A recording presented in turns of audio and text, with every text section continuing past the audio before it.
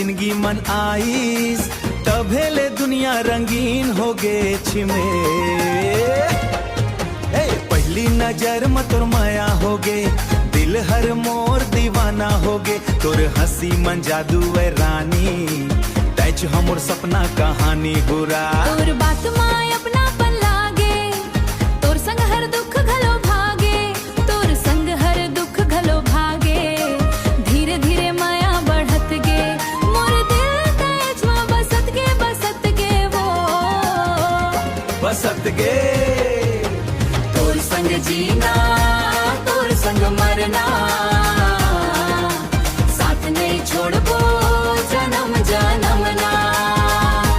दिल के धड़कन बन गे होते, मोर दुनिया के सबसे सुंदर सी, सबसे सुंदर चैन। रात रात भर तोला सोचो, मोबाइल में फोटो तोर देखो। तय ऑनलाइन आ जाबे जब, दिल हर मोर धड़के तब सुसली लोरबा धड़के तब।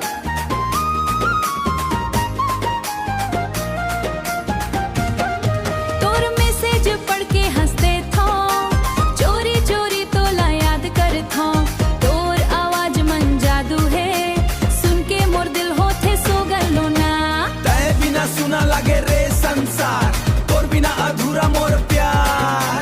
हाथ महा धर के चलबो संग संग, सपना सबो सपना सजाबो।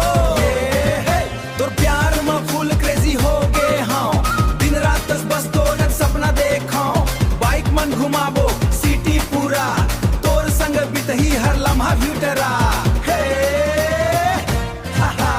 तोर संग रही के स्माइल आथे, तोर बिना चैन अब तोला चाहे। सेल्फी लेबो रील बनाबो, दुनिया पे खाबो जिया कबू नहीं छोड़ो हाथ। तोर तैच हवो मोर सच्चा प्यार भगवान ले, यही दुआ मांगो हर जन्म मन तैच ला पाओ।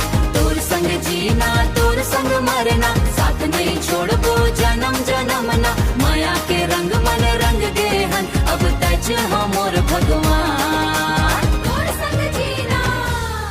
विजय, तै मोर दिल के राजा हो, तै मोर जिंदगी के सबसे सुंदर माया हो।